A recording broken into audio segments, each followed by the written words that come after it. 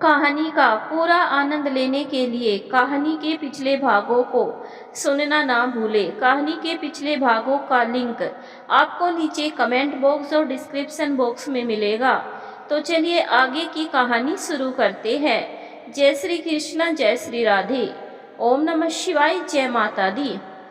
अपने माँ बाप की बात सुनकर कावेरी को अपने कानों पर विश्वास नहीं हो रहा था।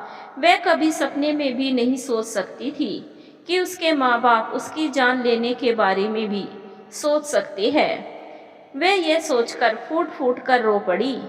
तभी उसके कमरे के दरवाजे पर किसी के आने की आहट हुई। कमरे पर किसी की आहट सुनकर कावेरी ने अपने आंसू पोंछे। उसके माँ बाबा कमरे का दरवाजा खोलकर अंदर आए। कावेरी उन्हें देखकर घबरा गई। उसे साक्षात उनके रूप में अपनी मौत नजर आ रही थी। तब उसके माँ बाप बोले, छोरी क्या कर रही है और चुपचाप अपने कमरे में रहना। यह देखकर वे चले गए कि कावेरी अपने कमरे में ही है। अनीता ने एक ताला कावेरी के कमरे के दरवाजे के बाहर लगा दिया, जिससे वह बाहर ना निकल सके। वे लोग चले गए। कावेरी की कुछ समझ में नहीं आ रहा था कि वह अब क्या करे। करे तो क्या करे, क्योंकि वह तो यहाँ से भाग भी नहीं सकती थी। उसकी माँ कमरे के बाहर से ताला लगा गई थी। वह भगवान से अपने और अपने बच्चे के लिए प्रार्थना कर रही थी और कह रही थी कि भगवान जी, अब की बार हमारी जान बचा दो। मैं अपने बच्चे को लेकर इस गांव से बहुत दूर चली जाऊंगी।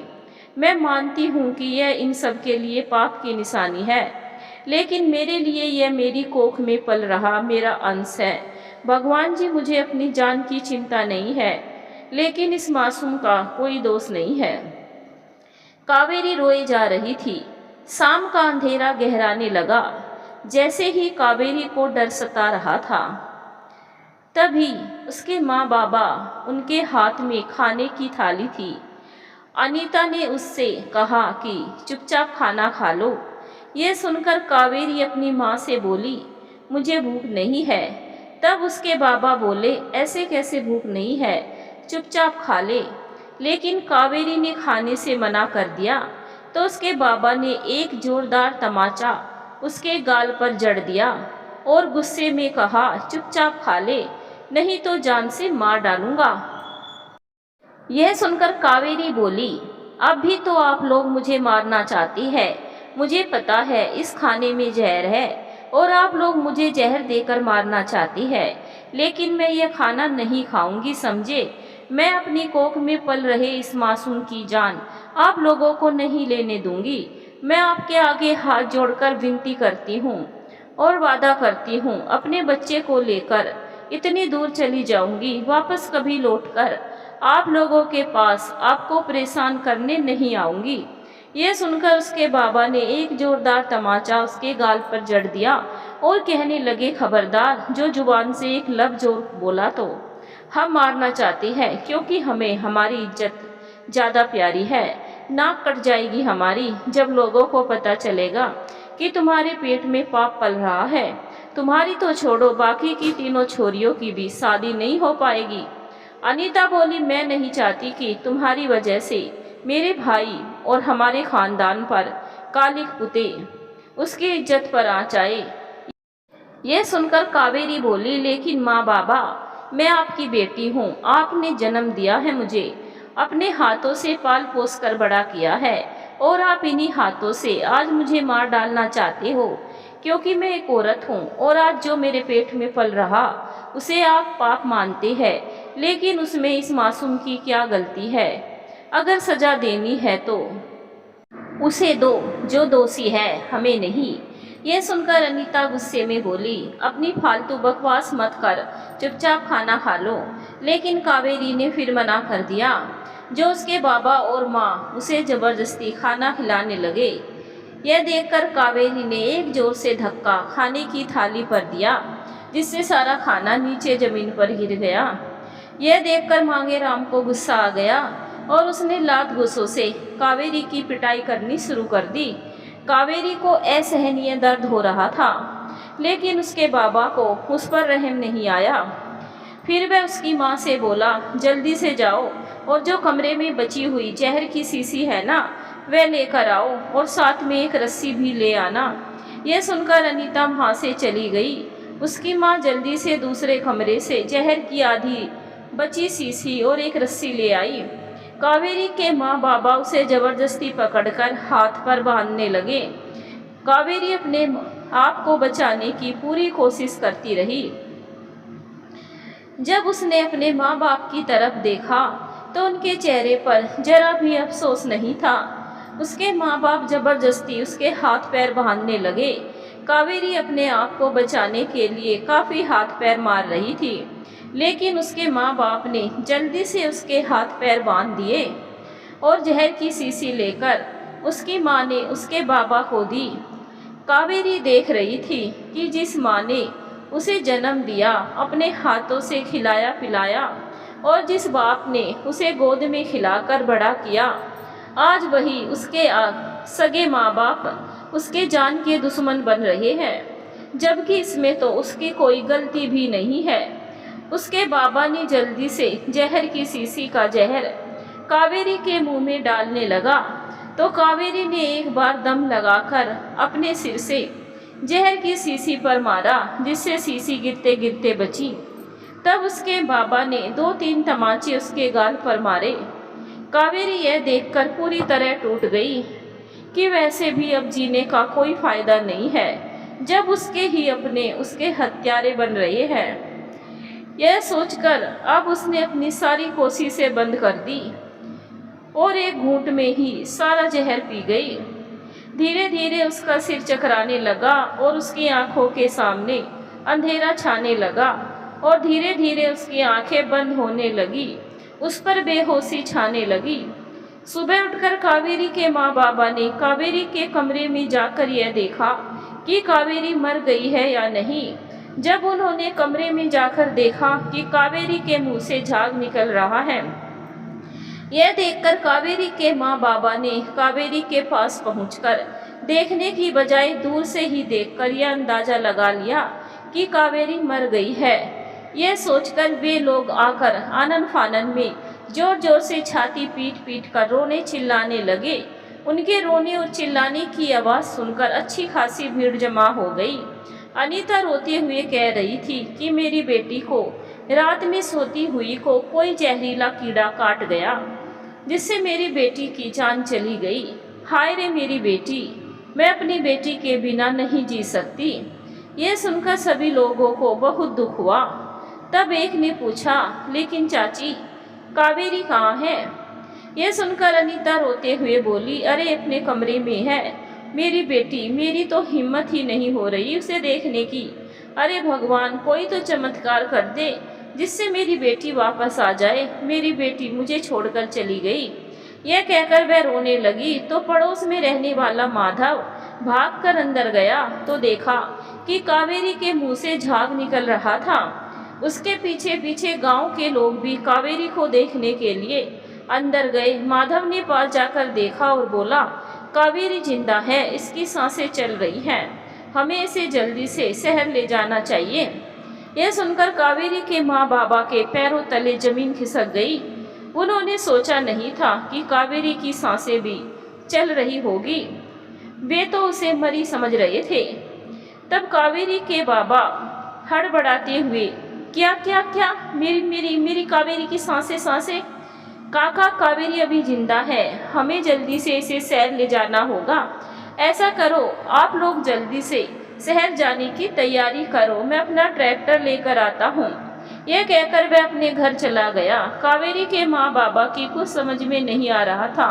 दोनों एक दूसरे के मुंह की तरफ देखने लगे, लेकिन अभी कर भी कुछ नहीं सकते थे। तब तक कुछ देर में माधव ट्रैक्टर लेकर आ गया। लोगों की मदद से कावेरी को ट्रैक्टर में लिटाया। उसके माँ बाबा उसके साथ ट्रैक्टर में बैठ गए। तभी पड़ोस की 1-2 औरतें ट्रैक्टर में बैठने लगी तो अनीता ने रोते हुए कहा, आप हमारी वजह से परेशान ना हो, आप हमारे लिए बस दुआ करना। यह सुनकर पास की रहने वाली निर्मला काकी बोली, अरे अनीता बहन, कैसी बातें कर रही हो? कावेरी हमारी भी बेटी है, ये कहकर वह निर्मला काकी ट्रैक्टर में बैठ गई।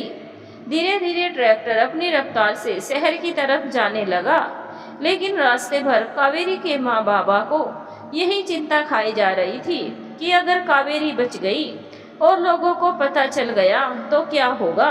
लगभग 2 घंटे में वे लोग शहर के अस्पताल में पहुंच गए। माधव और कावेरी के माँ बाबा ने कावेरी को अस्पताल में भर्ती करवा दिया। कुछ देर में डॉक्टर ने आकर कावेरी का इलाज करना शुरू कर दिया। वे लोग बाहर बैठकर इंतजार करने लगे। तभी कुछ देर बाद डॉक्टर बाहर आया। वह कुछ कहता इससे पहले कावेरी के बाबा रोते हुए बोले, साहब मेरी बेटी को बचा लो। यह कहकर कावेरी के बाबा डॉक्टर को एक तरफ कोने में ले जाकर हाथ जोड़कर कहने लगे, डॉक्टर साहब मुझे पता है आप क्या कहना चाहते हो। आप यही कहना चाहते हैं है ना कि मेरी बेटी माँ बनने वाली थी, और यह सब कुछ कैसे हुआ। डॉक्टर साहब मेरी बेटी कैसी है। यह सुनकर डॉक्टर बोला, लेकिन हमने आपकी बेटी को तो जैसे तैसे बचा लिया, लेकिन अफसोस उसके बच्चे को नहीं बचा पाए। यह सुनकर कावेरी के बाबा रोते हुए बोले, का बताए डॉक्टर साहब, बड़ी नादान और बड़ी मासूम बेटी है मेरी। किसी की बुरी नज़र लग गई मेरी बेटी की खुशियों को। पति कुछ दिनों पहले ही भगवान को प्यारा हो गया। काफ़ी समझाया हमने हमारी बिटिया को, लेकिन वह अपने पति के जाने के बाद हमेशा उदास रहने लगी। उसके ससुराल वालों ने उस पर उल्टे सीधे इल्ज़ाम लगाकर उसे घर से बाहर निकाल दिया। बेचारी किस्मत की मारी हमारे पास आ गई, और आज ऐसे ही उसने कीड़े मारने की दवा पी ली। वह तो समय रहते हमें पता चल गया नहीं हमारी बेटी, यह कहकर वह रोने लगा और कहने लगा, डॉक्टर साहब आपसे एक विनती है, किसी को भी यह मत बताना कि कावेरी माँ बनने वाली थी और उसके बच्चे की पेट में ही मौत हो गई, क्योंकि डॉक्टर साहब अभी तक किसी को भी इस बारे में पता नहीं था। कावेरी अभी 1-2 दिन पहले ही अपने ससुराल से आई थी। अगर लोगों को पता चलेगा कि कावेरी ने जानबूझकर जहर पिया है तो लोग पता नहीं क्या क्या गालियाँ देंगे। मेरी बेटी पहले ही बेचारी बहुत दुखी है, किस्मत की मारी है। हमने लोगों से यही कहा है कि उसे किसी जहरीले कीड़े ने काट लिया। मेरी इज्जत मिट्टी में मिल जाएगी। डॉक्टर साहब मेरी बेटी को लोग जीने नहीं देंगे। यह कहकर कावेरी के बाबा रोने लगे। तब डॉक्टर मांगेराम के कंधे पर हाथ रखते हुए बोला, आप चिंता मत करो, हम किसी को कुछ नहीं बताएंगे। वैसे है तो पुलिस केस, लेकिन फिर भी आपको देखकर ऐसा कुछ नहीं करेंगे। यह कहकर डॉक्टर साहब चले गए। तब मांगेराम वापस अपनी जगह पर आ गए तो माधव और पास निर्मला काकी के साथ साथ अनीता ने पूछा, क्या हुआ, कैसी है हमारी कावेरी। तब मांगेराम बोले, डॉक्टर साहब ने कावेरी बिटिया को बचा लिया। यह सुनकर निर्मला काकी और माधव के चेहरे पर मुस्कान आ गई। वह अनीता के चेहरे से हवाइयाँ उड़ने लगी। तब मांगेराम उसे एक तरफ ले गए और बोले, अरे डॉक्टर साहब को तो मैंने अपनी मनगढ़ंत कहानी सुनाकर चुप रहने के लिए कह दिया, लेकिन अब जैसे ही कावेरी को होश आ जाए तुम उसे समझा देना, समझी कि वह किसी को कुछ न बताए।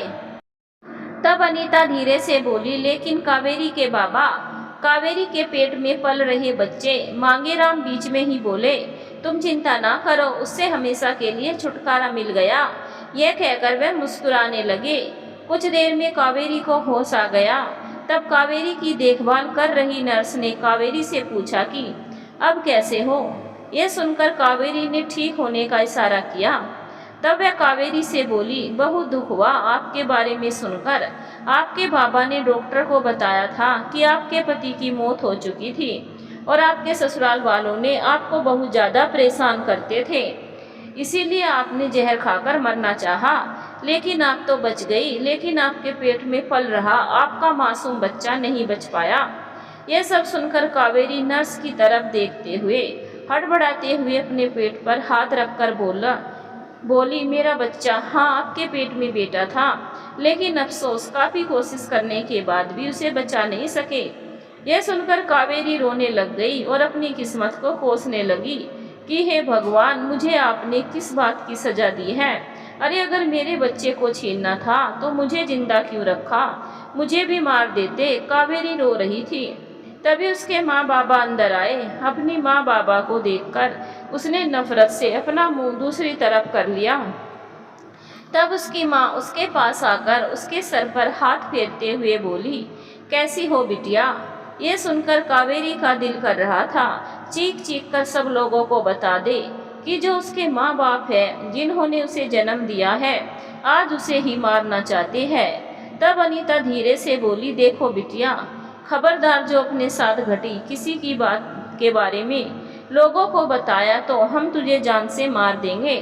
यह सुनकर कावेरी बोली, अब क्या कमी छोड़ी है आपने? तो अपनी तरफ से पूरी कोशिश कर ली थी, लेकिन शायद यह मेरी फूटी किस्मत थी जो मैं बच गई। तो अब क्या हुआ? अब नहीं डरती मैं मरने से, मार दो अपने हाथों से मुझे, समझे आप? अब मुझे किसी का कोई डर नहीं है। मैं लोगों को तुम्हारी सारी सच्चाई बता के रहूंगी। यह सुनकर तब कावेरी के बाबा बोले, एक बात का ध्यान रखना है, हम अपनी जान दे देंगे, समझी तुम? यह सुनकर कावेरी को बहुत गुस्सा आ रहा था। तब मांगेराम और उसके पास आकर बोले, देखो, अगर तुमने किसी को सच्चाई बताई तो पता है क्या होगा? पहले तो हम लोग तुझे मारेंगे और उसके बाद तुम्हारी वह 3 बहनें और है ना, उनको भी मजबूरी में मारना पड़ेगा। क्यों? बदनाम होने से ना तो तुम्हारी शादी होगी और ना ही उन तीनों की।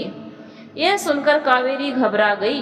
उसे समझ नहीं आ रहा था कि यह इंसान है या राक्षस जो अपने बच्चों के बारे में ही ऐसा बोल रहे हैं।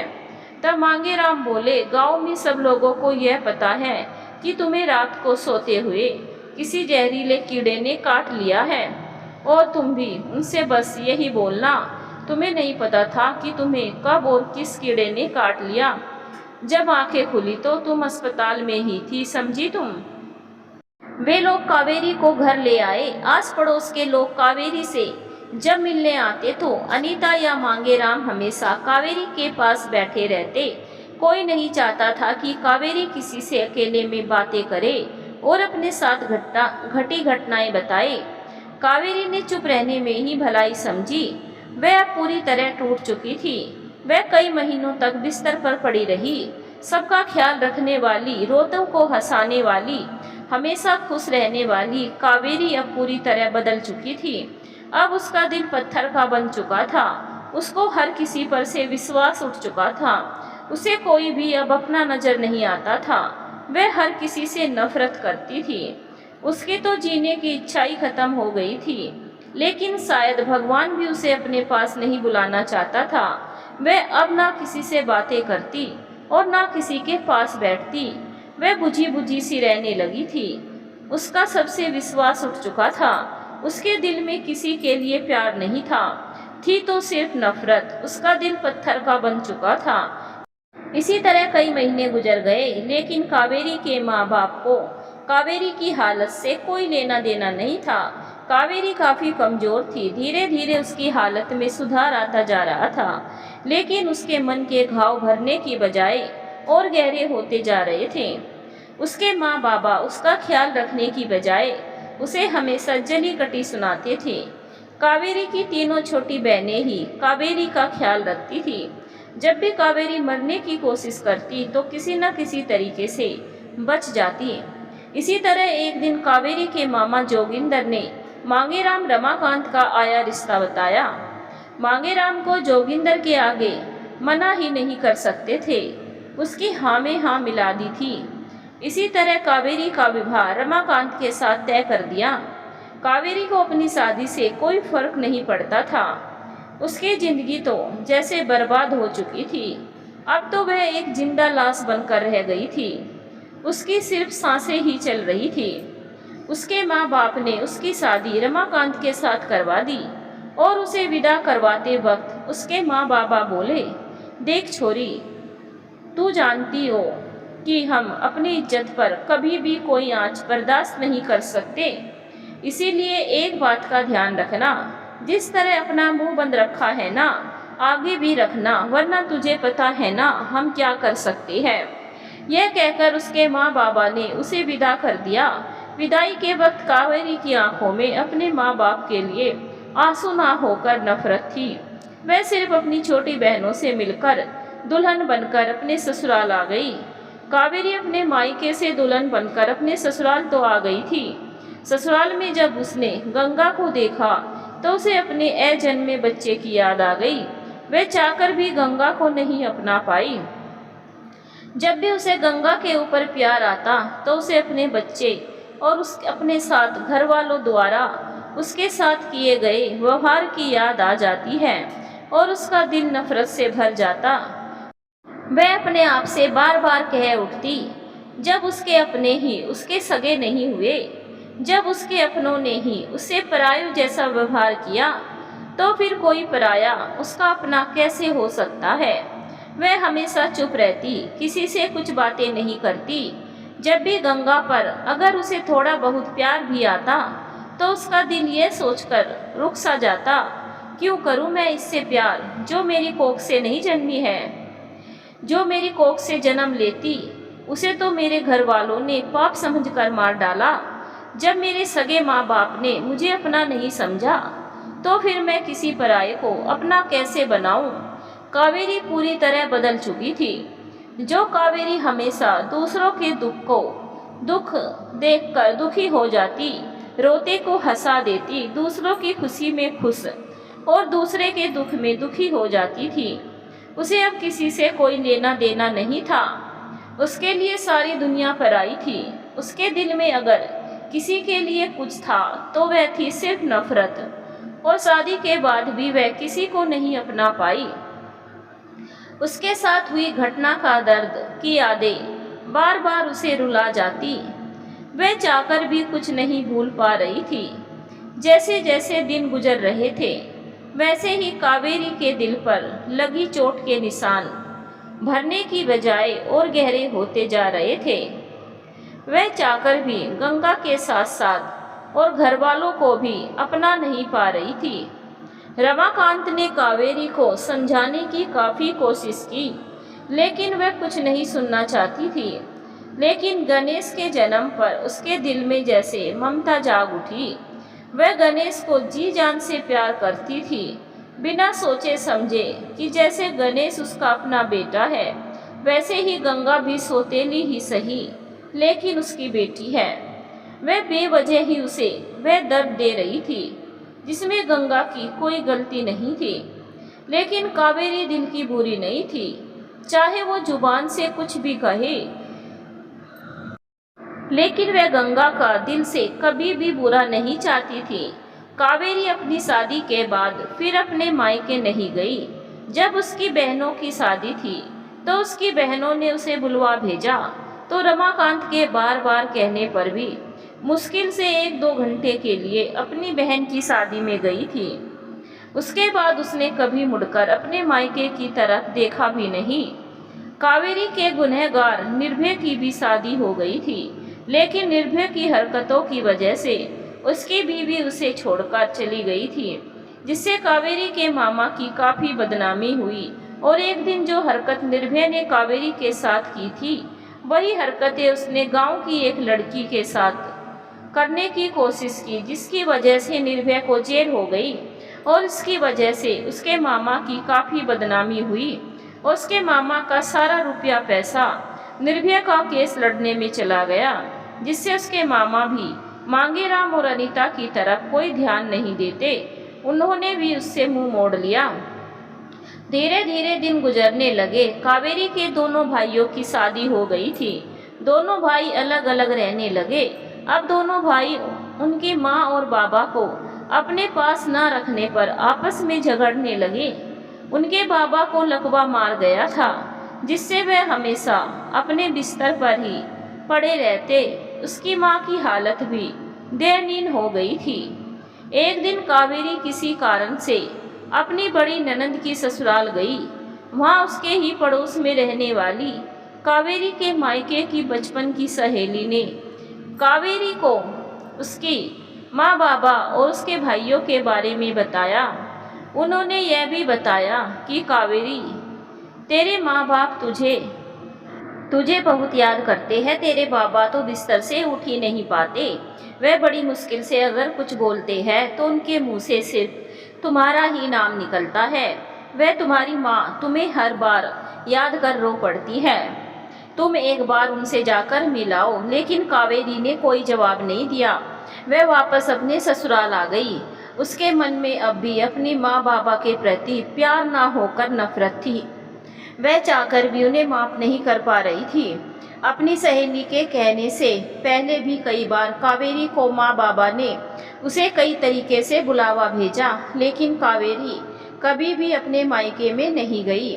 एक दिन कावेरी की छोटी बहन जमुना उससे मिलने आई।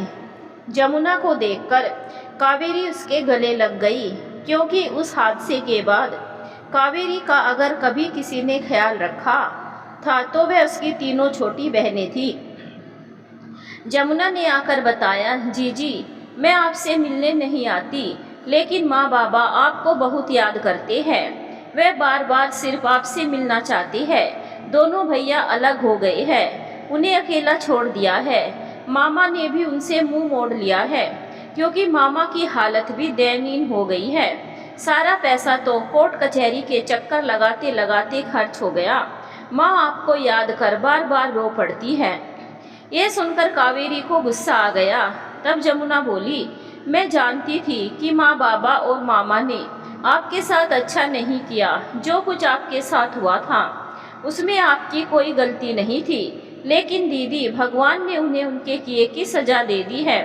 आज माँ बाबा बार बार अपने किए पर पछतावा कर रहे हैं। वे अपने किए की आपसे माफ़ी मांगना चाहते हैं जीजी।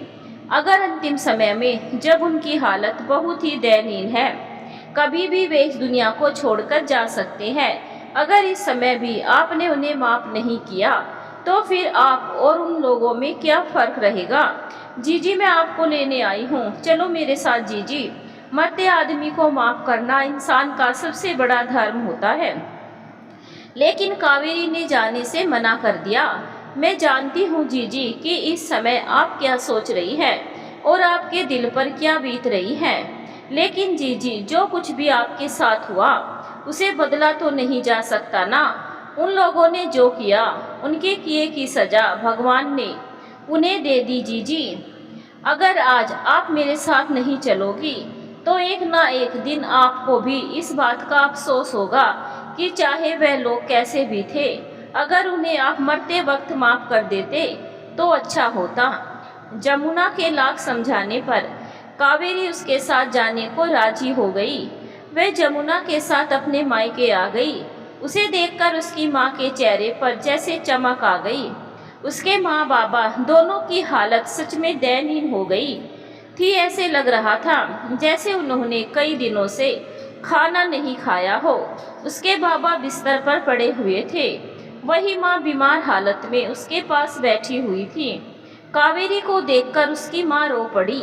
उसके बाबा ने जब कावेरी को देखकर उसके बाबा ने बिस्तर पर पड़े पड़े देखा तो उसकी आंखों से भी आंसू निकल पड़े और उससे आंखों ही आंखों में हाथ जोड़कर जैसे माफ़ी मांगना चाहते हो। उसकी माँ ने हाथ जोड़कर कावेरी के पैरों में पड़ते हुए, मुझे माफ़ कर दो बेटी, हमें माफ़ कर दो। भगवान ने शायद हमारे किए की सज़ा हमें दी है। हमने जो कुछ भी तुम्हारे साथ किया उसकी सज़ा हमें मिल गई है। हो सके तो बेटी हमें माफ़ कर देना। उसके बाबा भी रोए जा रहे थे। तब कावेरी ने अपनी माँ को उठाते हुए सिर्फ इतना कहा, ठीक है माँ, मैंने आपको माफ़ कर दिया। उसने अपने बाबा की तरफ देखते हुए कहा और बिना कुछ बोले वहाँ कुछ देर रुककर वहाँ से आ गई। कुछ दिनों बाद ही उसके बाबा की मौत हो गई। उसके बाबा की मौत होने पर रमाकांत उसे उसके मायके लेकर गए, लेकिन फिर भी शायद कावेरी के दिल के किसी कोने में उसके लिए प्यार था जो आंसू बनकर उसके आंखों से बाहर आ गया था। उसकी माँ अपनी छाती पीट पीट कर रो रही थी। कावेरी को देखकर उसकी माँ उसके गले लग गई और कहने लगी, बेटी तेरे भाइयों ने तो पहले ही छोड़ दिया था हमें, अब तेरे बाबा भी छोड़कर चले गए। वहीं पर उसके दोनों भाई खड़े हुए सब कुछ देख रहे थे। वे कुछ देर बाद पड़ोसी की तरह कुछ जरूरी काम निपटाकर उसके भाई अपने घर चले गए। कावेरी भी रमाकांत के साथ वापस अपने ससुराल आ गई। उसके बाबा की मौत के लगभग 8 महीने बाद ही उसकी माँ की भी मौत हो गई। कावेरी अपनी माँ की मौत पर भी मायके गई और जरूरी क्रियाक्रम होने के बाद वापस आ गई। उसके बाद वह कभी भी अपने मायके ना गई। धीरे धीरे दिन गुजरने लगे, लेकिन कावेरी का बर्ताव गंगा के प्रति नहीं बदला। शायद वह अपने साथ हुए हादसों को ना ही कभी भुला सकी और ना ही गंगा को कभी अपना सकी। वह जाने अनजाने में ही गंगा को वह दर्द दे रही थी जिसमें गंगा का कोई दोष नहीं था।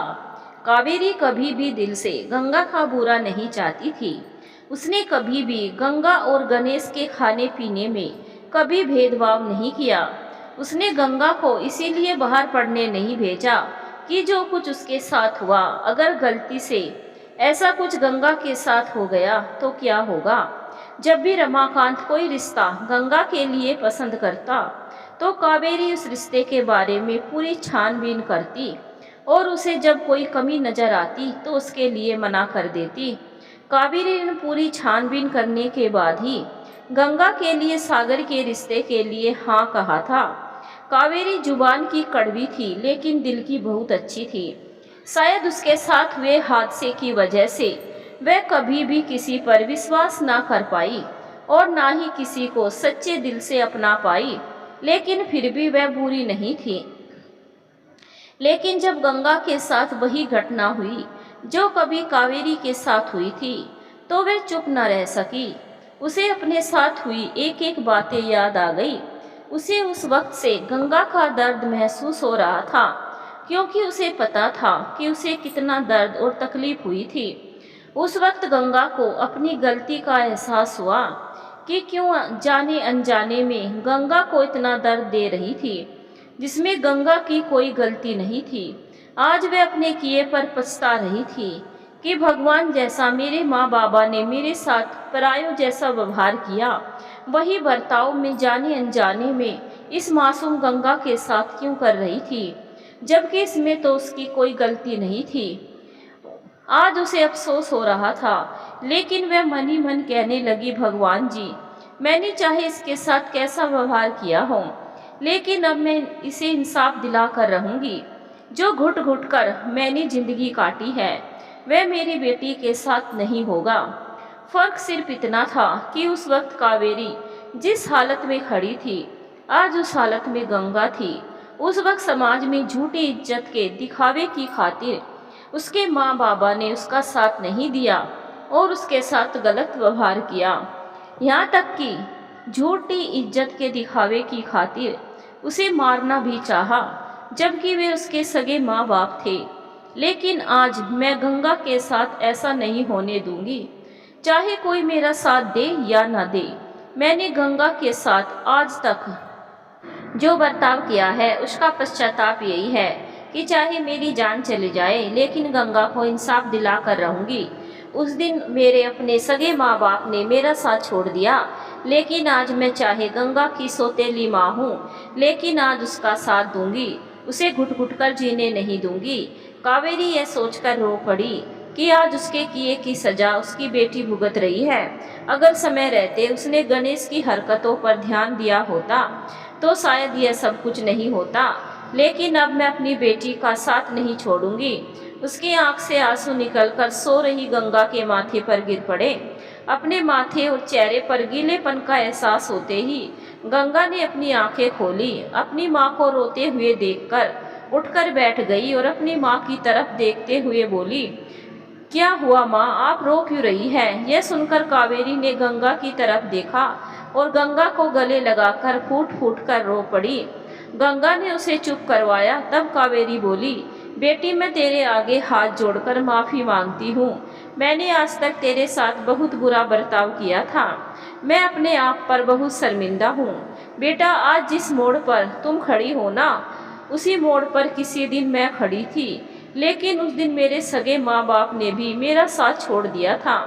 यह सुनकर गंगा हैरानी से अपनी माँ की तरफ देखते हुए बोली, मैं कुछ समझी नहीं माँ। तब कावेरी ने अपने साथ घटी घटना गंगा को कह सुनाई, जो आज तक कावेरी ने किसी से नहीं कही थी।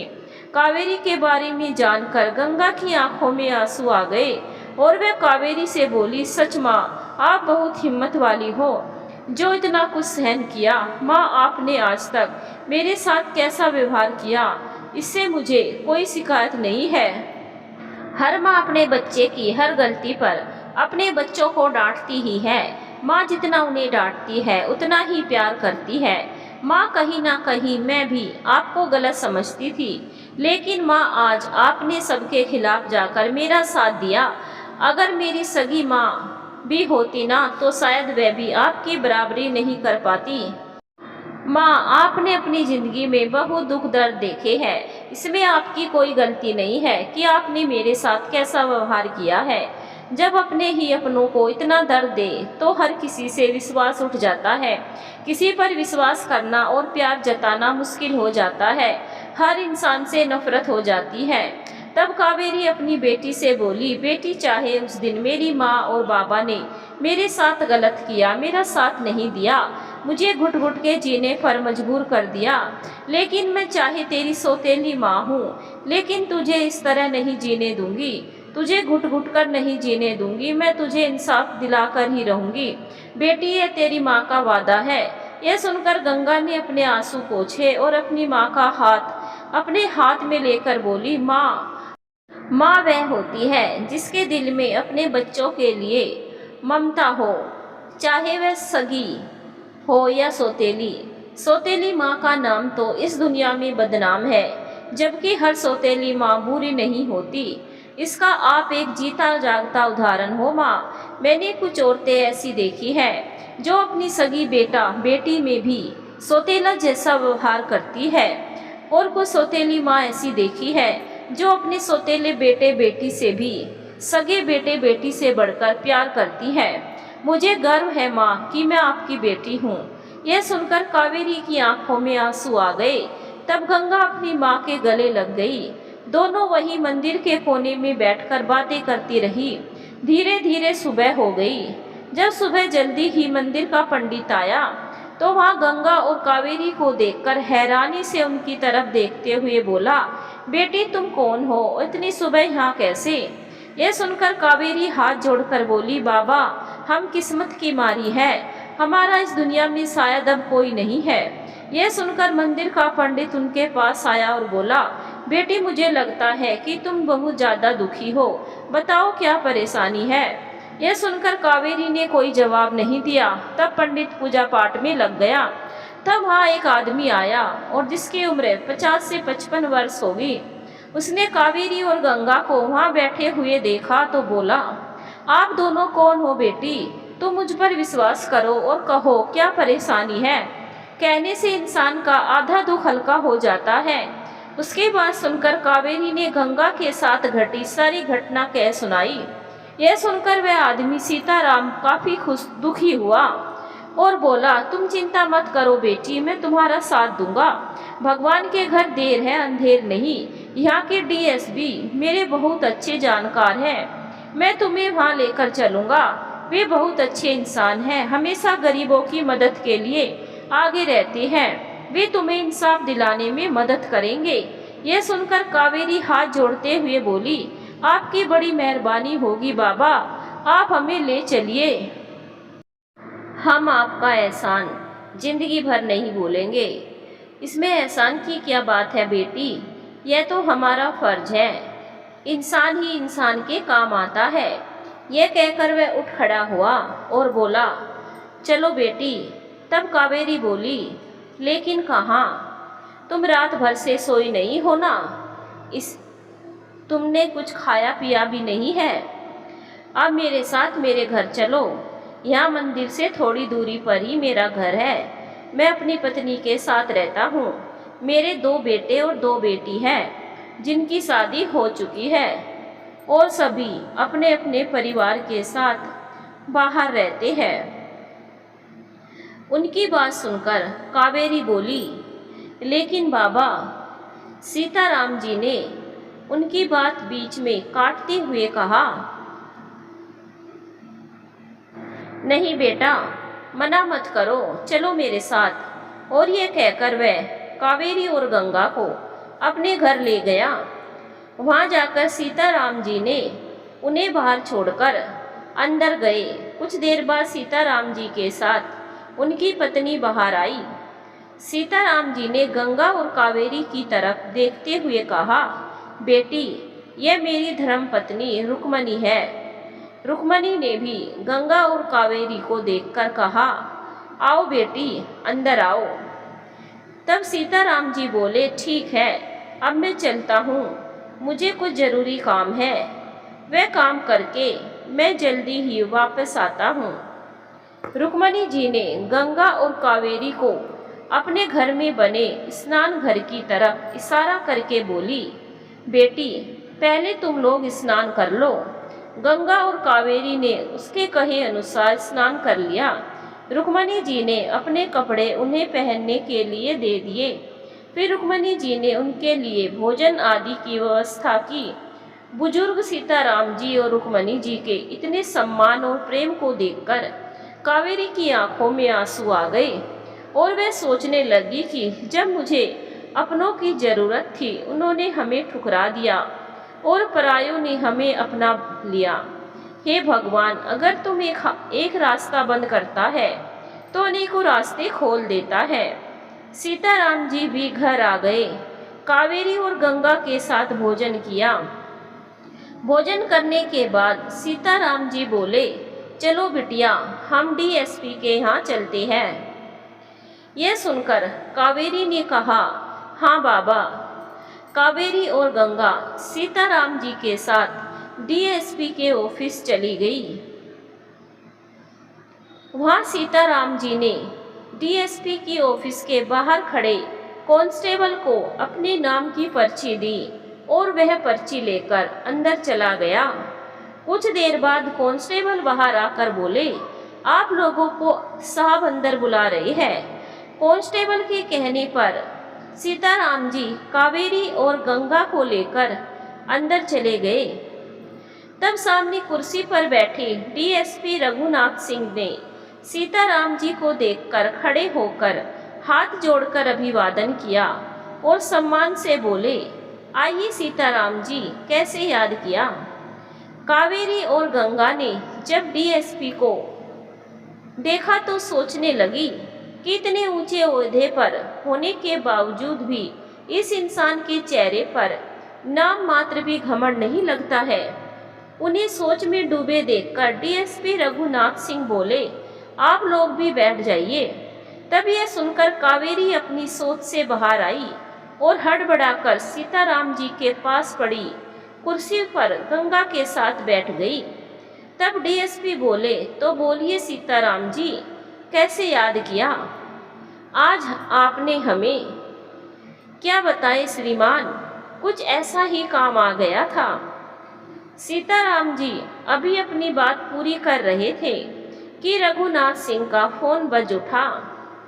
लेकिन फोन उठाकर रघुनाथ सिंह ने बाद में बात करने को कहकर फोन काट दिया और फिर सीताराम जी से कहा, बोलिए अब बताइए सीताराम जी। सीताराम जी ने कावेरी और गंगा की तरफ इशारा करते हुए सारी बातें डीएसपी को बता दी।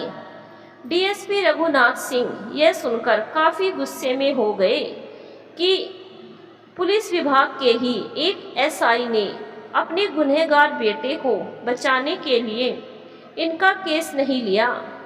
सारी बात सुनने के बाद डीएसपी रघुनाथ सिंह बोले, आप लोग चिंता मत करिए, आपके साथ न्याय जरूर होगा, आप कानून पर भरोसा रखिए।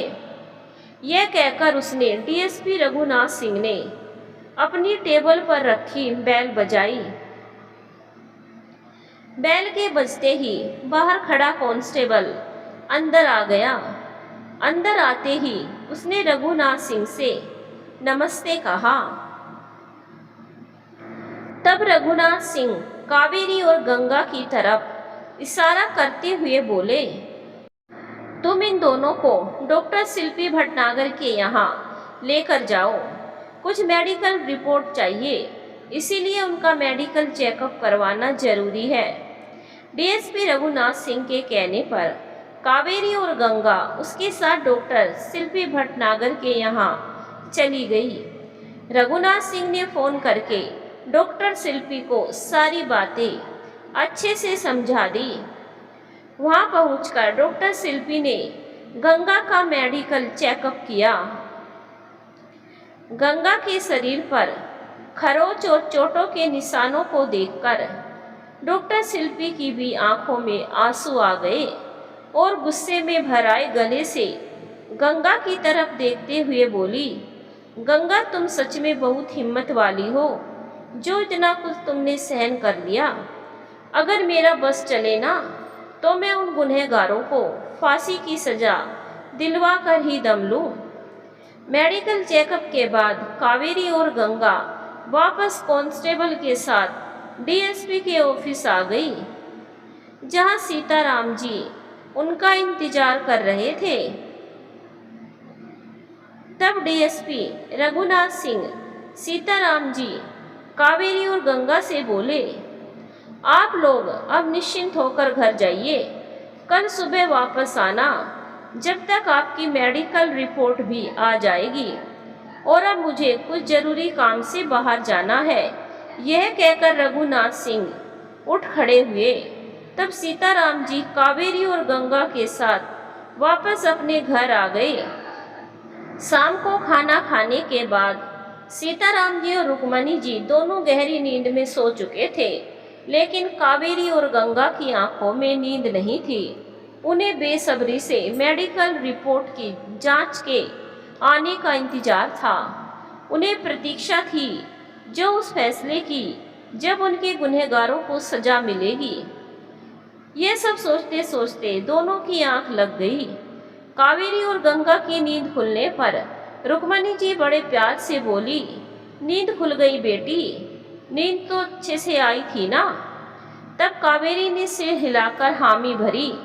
रुक्मणी जी ने कावेरी और गंगा को चाय देने के बाद कहा, तुम दोनों जल्दी से नहा धोकर तैयार हो जाओ, मैं जब तक खाना तैयार कर दूंगी। ये भी आते ही होंगे, तुम्हें डीएसपी के ऑफिस भी तो जाना है। उनकी बात सुनकर कावेरी बोली, हम अभी जल्दी से जाकर तैयार होते हैं। कुछ ही देर बाद कावेरी और गंगा दोनों ही नहा धोकर तैयार हो गई। कुछ ही देर में सीताराम जी भी आ गए। सबने साथ साथ भोजन किया और फिर कावेरी और गंगा सीताराम जी के साथ डीएसपी के ऑफिस चले गए। कावेरी और गंगा सीताराम जी के साथ डीएसपी के ऑफिस में पहुंच गई। गंगा की मेडिकल रिपोर्ट भी आ गई थी। डीएसपी रघुनाथ सिंह ने जब रिपोर्ट देखी तो उसका चेहरा गुस्से से तमतमाने लगा और उसने तुरंत फोन उठाकर फोन लगाया और एएसआई प्रवीण भटनागर के खिलाफ जांच कर सबूत इकट्ठे करने के लिए कहा और गंगा के गुनहगारों को जल्द से जल्द गिरफ्तार कर हवालात में डालने का आदेश दिया। डीएसपी का आदेश मिलते ही जल्दी से जल्दी गणेश के साथ साथ उसके दोस्तों को भी हवालात में डाला गया और एएसआई प्रवीण भटनागर के खिलाफ सबूत इकट्ठे किए गए और उसकी जांच पड़ताल के लिए कमेटी बैठाई गई, जिसमें यह बात साफ जाहिर हो गई कि प्रवीण भटनागर ने अपने गुनहगार बेटे को बचाने के लिए कावेरी और गंगा की शिकायत दर्ज नहीं की थी, बल्कि उन्हें अपना रोब दिखाया था। एएसआई प्रवीण भटनागर को अनिश्चित काल के लिए बर्खास्त कर दिया गया और साथ में ही उस पर 1 लाख का जुर्माना लगाया गया। एएसआई प्रवीण भटनागर को उम्मीद नहीं थी कि कावेरी और गंगा ऐसा भी कुछ करेगी। गणेश और उसके बाकी के दोस्तों को गिरफ्तार कर हवालात में डाल दिया गया। कावेरी और गंगा ने जब यह सुना तो उन्हें बहुत सुकून महसूस हुआ। डीएसपी रघुनाथ सिंह ने गंगा का केस लड़ने के लिए सरकारी वकील देवेंद्र बंसल को दिया। जितनी जल्दी हो सकी उतनी जल्दी कार्रवाई शुरू की गई। आज कोर्ट में आखिरी फैसले का पहला दिन था। गंगा अपनी मां कावेरी और सीताराम जी और रुक्मणी जी के साथ कोर्ट आई हुई थी। उधर से गणेश के साथ उसके बाकी दोस्तों को भी कोर्ट में लाया गया। गंगा के पापा और बुआ के साथ साथ गणेश के गुनहगार दोस्तों के माता पिता भी यहाँ आए हुए थे। दोनों पक्षों के वकील में काफी देर तक बहस चली और आखिरकार गंगा के वकील देवेंद्र बंसल ने यह साबित कर दिया कि गणेश और उसके दोस्तों ने गंगा के टेलर को कुछ रुपए पैसे देकर गंगा को फोन कर वापस कपड़ों की नाप देने के लिए बुलाने के लिए कहा और इस मौके का फायदा उठाकर गणेश गंगा को धोखे से उस सूने मकान में ले गया और उसके दोस्तों के हवाले कर दिया, जिससे उनके दोस्तों ने गंगा की इज्जत के साथ खिलवाड़ किया था। टेलर के बयान और गंगा की मेडिकल रिपोर्ट से गणेश और उसके दोस्तों के अपराध साबित हो चुके थे। जज ने सभी गुनहगारों को 7 साल की सजा और 2 लाख का जुर्माना सुनाया। कोर्ट से बाहर निकलते ही गंगा की नज़र अपने पापा पर पड़ी। गंगा इस उम्मीद में कि शायद उसके पापा उससे कुछ बातें करेंगे, शायद मुझे समझने की कोशिश करेंगे। वह भागकर अपने पापा के पास गई और भर्राए गले से बोली। गंगा को अपने सामने खड़ी देखकर रमाकांत जी ने कुछ नहीं कहा। तभी गंगा की बुआ वहां आई और गुस्से में गंगा की तरफ देखते हुए फिर रमाकांत से बोली, चलिए भैया, अब बचा ही क्या है, जो कुछ तो था इन नागिनों ने डस लिया है। यह कहकर रमाकांत को लेकर वहां से चली गई। गंगा उन्हें वहां से जाते हुए देखती रही। तब कावेरी ने उसके कंधे पर आकर हाथ रखा। गंगा की आंखों में आंसू देखकर कावेरी ने उसकी आंखों से आंसू पोंछे और उसे गले लगाकर बोली, दुखी मत हो बेटी, सच हमेशा कड़वा होता है और हम सबको बुरा लगता है। देखना एक दिन सब कुछ ठीक हो जाएगा। कावेरी गंगा को लेकर सीताराम जी और रुक्मणी जी के साथ वापस उनके घर आ गई। कावेरी ने हाथ जोड़कर सीताराम जी और रुक्मणी जी से बोली, आप दोनों का एहसान हम दोनों माँ बेटी जीवन भर भी नहीं भुला पाएंगे। जब हमें अपनों की जरूरत थी तब उन्होंने हमें ठुकरा दिया और पराए होते हुए भी आप लोगों ने अपनों से बढ़कर हमें प्यार दिया। यह सुनकर सीताराम जी उसके सर पर हाथ फेरते हुए बोले, बेटी इसमें एहसान की क्या बात है, इंसान इंसान के काम आता है और यह तो हमारा फर्ज था कि भगवान ने हमारी जिम्मेदारी समझकर हमें यह मौका दिया था। तब रुक्मणी जी बोली, तुम दोनों हमारी बेटी और पोती जैसी हो, भला तुमसे कैसे हम मुंह मोड़ लेते। तब कावेरी बोली, अब हमें चलना चाहिए। यह सुनकर सीताराम जी बोले, लेकिन तुम जाओगी कहाँ? तुम्हारे घर वाले तो तुम्हें अंदर घुसने नहीं देंगे। इससे अच्छा तो यही है तुम हमारे साथ हमारे घर पर रहो। नहीं बाबा, हम आप पर और बोझ नहीं बन सकती। अरे बाबा भी कहती हो और अपने आप को बोझ भी कहती हो।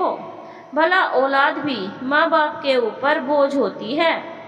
हमने कह दिया कि तुम हमारे साथ ही रहोगी। यह सुनकर कावेरी हाथ जोड़कर बोली, माफ करना बाबा, लेकिन हम आपके साथ और नहीं रह सकते। अरे कभी ना कभी तो हमें हमारी लड़ाई अकेले लड़नी पड़ेगी। हम दोनों कहीं पर भी अपना जीवन गुजार लेंगे। अगर आप हमारे लिए कुछ करना चाहते हो तो हम पर एक एहसान कर दीजिए, हमें कहीं किसी काम पर लगा दीजिए जिससे हमारा गुजारा हो जाए। ये सुनकर सीताराम जी कुछ कहते उससे पहले ही कावेरी बोल पड़ी, मना मत कीजिए। तब रुक्मणी जी बोली, बेटी अगर तुमने जाने का फैसला ले लिया है तो फिर ठीक है, हम यही कहीं तुम्हारे लिए कोई काम की व्यवस्था कर देंगे और यहीं पास में कोई कमरा किराए पर दिला देंगे। यह सुनकर कावेरी हाथ जोड़कर बोली, आपकी बड़ी मेहरबानी होगी। तब गंगा सीताराम जी से बोली, बाबा मैं डीएसपी सर से एक बार मिलना चाहती हूँ। जरूर बेटा। दूसरे दिन सीताराम जी कावेरी और गंगा को लेकर डीएसपी रघुनाथ सिंह के ऑफिस पहुंच गए। वहां उन्हें देखकर रघुनाथ सिंह ने कहा, आइए आइए बैठिए, और गंगा की तरफ देखते हुए बोले, अब कैसी हो बेटी? यह सुनकर गंगा की आंखों में आंसू आ गए और वह अपने आंसू पोंछते हुए हाथ जोड़कर बोली, अंकल मैं आपका एहसान जिंदगी भर नहीं उतार पाऊंगी। तब डीएसपी रघुनाथ सिंह खड़े होकर उनके पास आए और उनके सर पर हाथ फेरते हुए बोले, अरे अंकल भी कहती हो और एहसान की भी बातें करती हो। तुम मेरी बेटी की उम्र की हो, मेरी बेटी जैसी हो। अरे तुम्हारे लिए मैंने कोई एहसान नहीं किया, बल्कि मेरा फर्ज था। हम कानून के रखवाले हैं और कानून की अवहेलना करने वालों को सजा दिलाना हमारा काम है बेटी। रघुनाथ सिंह की बातें सुनकर कावेरी और गंगा की आंखें नम हो गई। वह सोचने लगी, इस कलयुगी दुनिया में इस जैसे देवता भी रहती है। कावेरी और गंगा डीएसपी का आभार व्यक्त करते सीताराम जी के साथ वापस घर आ गई। दूसरे दिन सीताराम जी कावेरी और गंगा के लिए काम की तलाश में बाहर निकल गए। जब शाम को लौटे तो उन्होंने कावेरी और गंगा को बताया कि यहाँ से कुछ ही दूरी पर एक हेलमेट बनाने की फैक्ट्री है। मैंने फैक्ट्री के मालिक से बात कर ली है, तुम दोनों कल सुबह ही काम पर जा सकती हो। फैक्ट्री में और भी काफ़ी औरतें काम करती हैं। यह सुनकर कावेरी और गंगा बहुत खुश हुई। सीताराम जी ने कुछ ही दूरी पर एक कमरा उन्हें किराए के लिए दोनों के लिए किराए पर ले लिया और घर का जरूरी सामान अपनी तरफ से उन्हें दे दिया। वे दोनों उन्हें बेटियों की तरह प्यार करते थे।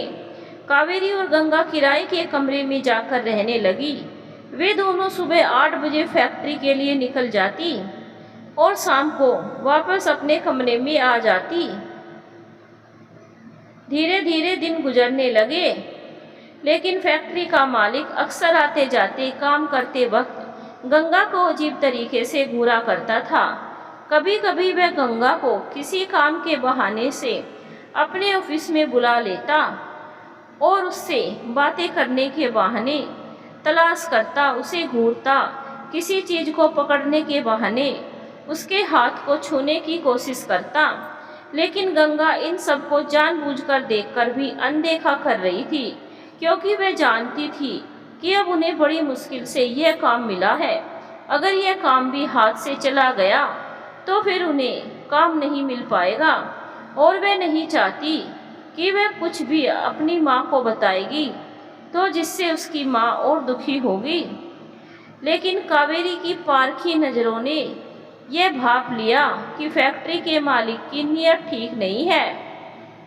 अब वह गंगा को कहीं भी अकेले आने जाने नहीं देती,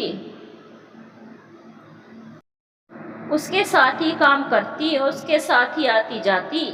यहाँ तक कि जब फैक्ट्री का मालिक गंगा को किसी बहाने से ऑफिस में बुलाता तो गंगा के साथ कावेरी भी चली जाती।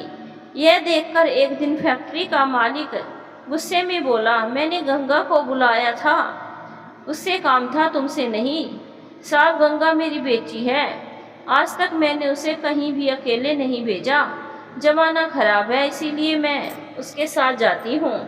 यह सुनकर फैक्ट्री का मालिक गुस्से में बोला, तुम्हारे कहने का मतलब यह है कि मैं यहाँ काम करने वाली औरतों पर गलत नज़र डालता हूँ। यह सुनकर गंगा बोली, नहीं सर, मेरी माँ का कहने का अर्थ यह नहीं था। वह क्या है ना, मेरी माँ ने कभी भी बचपन से कहीं भी मुझे अकेले जाने नहीं दिया। यहाँ तक कि जब मैं स्कूल जाती थी तो मेरी माँ मेरे साथ ही जाती, और जब तक मेरे स्कूल की छुट्टी नहीं हो जाती तब तक यह कमरे के बाहर मेरा इंतजार करती रहती। यह कहकर गंगा ने बात संभाली। यह सुनकर फैक्ट्री का मालिक झुंझला कर बोला, फैक्ट्री का मालिक जानता था कि कावेरी के होते हुए कुछ नहीं हो सकता, क्योंकि कावेरी कभी भी गंगा को अकेले नहीं छोड़ेगी। इसीलिए उसके दिमाग में एक आइडिया आया। एक दिन फैक्ट्री के मालिक ने फैक्ट्री के काम के बहाने से कावेरी को बाहर भेज दिया, और इस मौके का फ़ायदा उठाकर उसने गंगा को काम के बहाने से अपने ऑफिस में बुलाया। ऑफिस में जाकर गंगा बोली, सर, आपने मुझे किसी काम से बुलाया था? यह सुनकर फैक्ट्री के मालिक ने मुस्कुराते हुए कहा, हाँ। सामने पड़ी कुर्सी पर गंगा को बैठने के लिए कहा। गंगा वहीं कुर्सी पर बैठ गई। तब फैक्ट्री मालिक ने उठकर दरवाजे से बाहर झांक कर देखा कि कोई है तो नहीं, और अंदर से दरवाज़ा बंद कर लिया। फैक्ट्री के मालिक ने इस तरह दरवाज़ा बंद करने से गंगा घबराते हुए बोली, सर आपने दरवाज़ा क्यों बंद किया है? यह कहकर वह कुर्सी से खड़ी हो गई। तब फैक्ट्री के मालिक ने उसके पास आकर उसके कंधों पर हाथ रखकर कहा, गंगा, जब से मैंने तुम्हें देखा है मैं अपने होश गंवा बैठा हूँ। मैं तुम्हारे प्यार में पागल हो गया हूँ। गंगा, तुम भी मुझसे प्यार करती हो ना, मैं जानता हूँ। यह सुनकर गंगा ने अपने कंधों से उसके हाथ हटाकर एक तरफ झटकते हुए गुस्से में बोली, सर आप ये क्या कह रहे हो? यह कहकर वह वहाँ से जाने लगी तो फैक्ट्री के मालिक ने उसका रास्ता रोक लिया और उसका हाथ पकड़कर अपनी तरफ खींचते हुए बोला, नहीं गंगा, यह समय गुस्सा करने का नहीं है, एक दूसरे के प्यार में खो जाने का है। यह कहकर वह गंगा को अपनी तरफ खींचने लगा। उसकी आंखों में वासना साफ नजर आ रही थी। तब गंगा ने गुस्से में अपना हाथ छुड़ाकर एक जोर से धक्का फैक्ट्री के मालिक को दे दिया, जिससे वह गिरते गिरते बचा। यह देखकर फैक्ट्री का मालिक गुस्सा हो गया और गुस्से में गंगा से बोला, लगता है तू प्यार से नहीं मानेगी। और यह कहकर उसने गंगा का दुपट्टा खींचना चाहा, लेकिन गंगा ने अपना दुपट्टा कसकर पकड़ लिया और मदद के लिए चिल्लाने लगी। तभी धड़ाम से ऑफिस का दरवाजा टूटा और फैक्ट्री का मालिक यह देखकर हैरान रह गया। अब आगे क्या होगा जानेंगे अगले भाग में। आगे की कहानी सुनने के लिए चैनल को सब्सक्राइब करना ना भूलें। वीडियो को लाइक भी जरूर करें, वीडियो को शेयर भी जरूर करें। धन्यवाद दोस्तों, मिलेंगे अगले भाग में।